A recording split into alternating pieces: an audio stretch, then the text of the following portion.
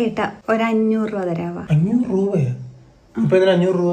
അത് പിന്നെ അനിയത്തിയുടെ കൊച്ചിന് എന്തെങ്കിലും വാങ്ങിച്ചു കൊടുക്കാൻ. 500 രൂപ കുറഞ്ഞൊന്നും മേടിക്കാൻ പറ്റത്തില്ലേ? 100 രൂപ ഒന്നും കിട്ടത്തില്ലേ? 100 രൂപക്കൊക്കെ എന്ത് കിട്ടാനേട്ടാ?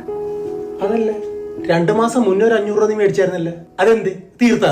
അതിനെ കണക്കൊന്നും നീ പറഞ്ഞില്ലല്ലോ. അല്ലേട്ടാ, അത് ഏട്ടൻ തന്നെ എന്റെ അടുത്ത് ഒരു പ്രാവശ്യം 200 മേടിച്ച് പിന്നെ എന്തോ കാര്യത്തിനൊക്കെ അതൊക്കെ എഴുതി വെച്ചിട്ടുണ്ടോ? നീ എഴുതി വെച്ചിട്ടുണ്ടോ? എഴുതി വെക്കണം. വളരെ കഷ്ടപ്പെട്ടുണ്ടാക്കണ കാശാണ് 500 രൂപ. അങ്ങോട്ട് ചോദിച്ചൊക്കെ 500 രൂപ വെച്ച് 2 മാസം മുന്നേ 500 കൊടുത്തതാണ്. അതിനൊരു കണക്കുമില്ല നോക്ക്. എന്നാ പിന്നെ ഞാൻ ജോലിക്കും പോകാനുള്ളൊരു കോപ്പിനും പോണില്ല. നീ ജോലിക്കും ഇവിടുത്തെ കാര്യം നോക്കൂടി. അമ്മ ഒറ്റക്കല്ലേ ചെയ്തോട്ടെ എന്നാ നടക്കില്ല കേട്ടാ. ചുമ്മാതെ അല്ല നിന്നെ കെട്ടിക്കൊണ്ടു വന്നിരിക്കണത്. ഇവിടുത്തെ പണി മൊത്തം ചെയ്യാൻ കെട്ടിക്കൊണ്ടു വന്നിരിക്കണത്. അവിടെ വേറെ പണിക്ക് പോയിക്കോട്ടെ എന്നാ.